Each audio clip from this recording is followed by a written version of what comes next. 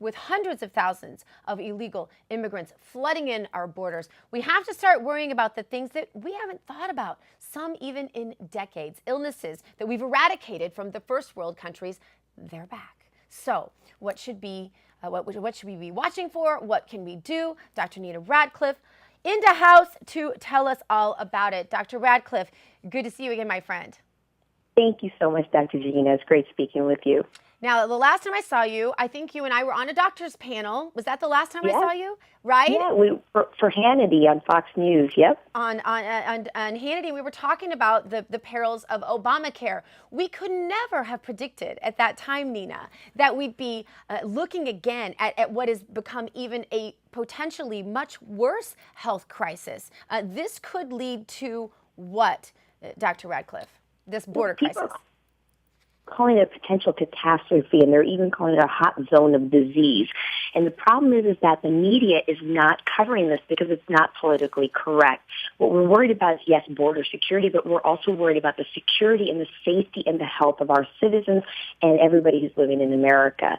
And we're talking about some deadly diseases that we haven't seen in years and years. And there's some of them that when I went to medical school, we just kind of glossed over as a FYI. We just want you to hear about this, but you will never really need to know how to treat. And I'm talking about things like leprosy and tuberculosis.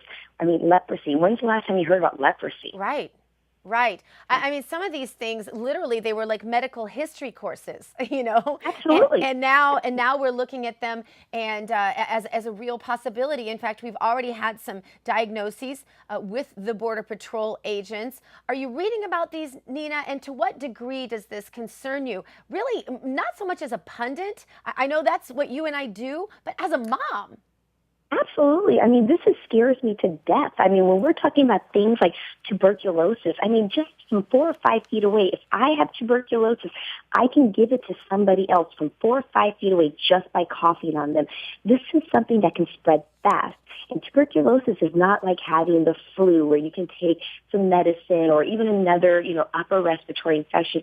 This is something that takes 9 months of antibiotic treatment. And this means multiple antibiotics that have several side effects, and they are not always effective. And for every one of these multi-drug resistant tuberculosis strains that we treat, every single person, we're talking about $250,000. I'm talking about $250,000. This is not something to be taken lightly. So, and this is what we are not talking about, and I'm so glad that you're bringing it up. You know, I know one person. I've known one person in my life who had tuberculosis, and he died when he was 30 years old.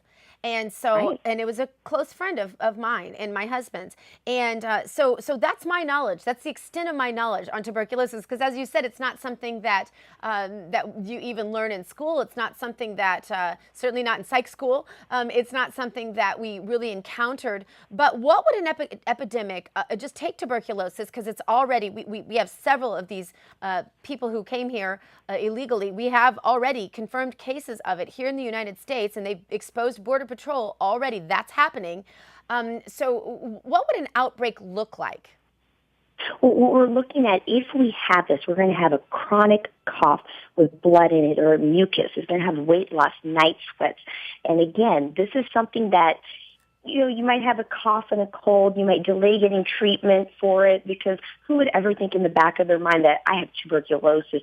So you may get delayed. You may pass it to a family member. And just think, children, our elderly, people who have chronic illnesses of their heart or cancer patients, those people, tuberculosis can kill, even if it's delayed in diagnosis. And I have a feeling because as physicians, as healthcare workers, we're not thinking about this at the top of our mind. It's not going to be first on our list of diagnosis.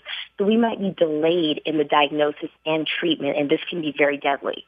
Dr. Nina, you mentioned that elderly cancer patients, so on and so forth, and I can just hear people in their own minds, I hate to say this, going, well, I don't have any of those conditions. I'm young and healthy. I just want to point out that my friend Renee that died of tuberculosis when he was 30, he was a bodybuilder, competitive bodybuilder, very healthy man. So once in a while, it can get those that you might not think. Oh, absolutely. And the reality is, Dr. Nina, that the very people that are led like sheep so often by these politicians who seem not to care in a lot of ways while they're screaming about humanitarianism.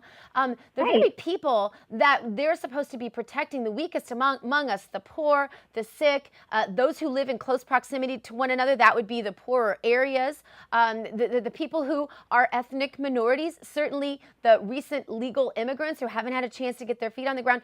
Those are the groups of people. And by the way, the illegals who tend to live in these same clusters, those are the communities that will be the most impacted. It's not going to be happening in the wealthy areas in New York and DC where the politicians and the pundits reside, is it?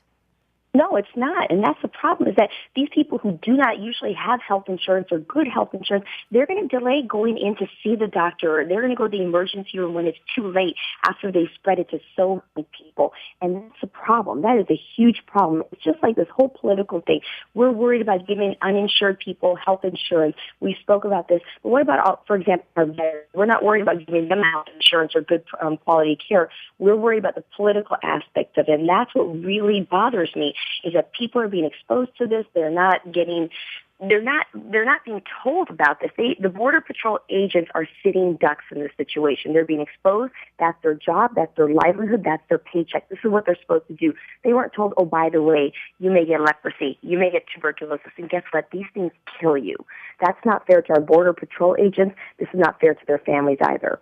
Yeah, you hear the word leprosy, and I guess to most people, that's the one that scares you the most. But honestly, when I read through the list of the diseases that have been brought over the border, I was pretty much scared of more than just the leprosy. The thing that shocks me about this is that it can take 3 to 20 years.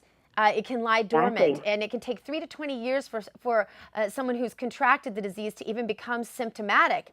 Right. This could be an ongoing crisis that we are already in and don't even know it.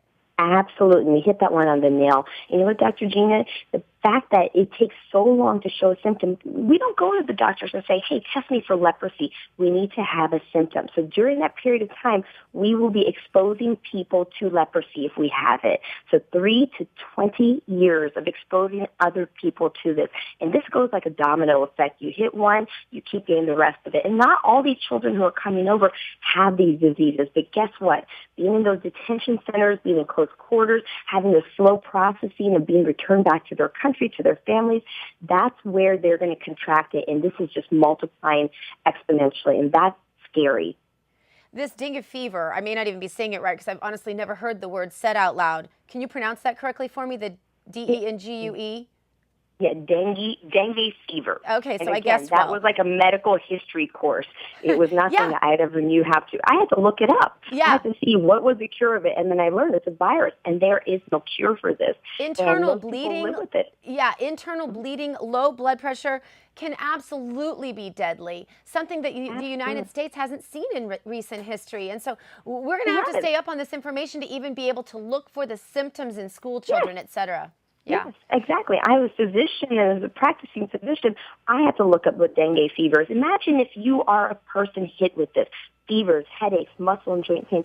It might be, these are vague symptoms. It might be some arthritis. It might feel like it's the flu. It might feel like something else. And guess what? It may be dengue fever. And that's what's scary. We're not thinking about these things. We're not. And that's, and then the media's Dr. not Nina, talking about it. I'm so sorry we're out of time, but I'm going to have you back soon because I love some of the other stuff you write. Catch up with Dr. Nina online. We'll be back in just a moment.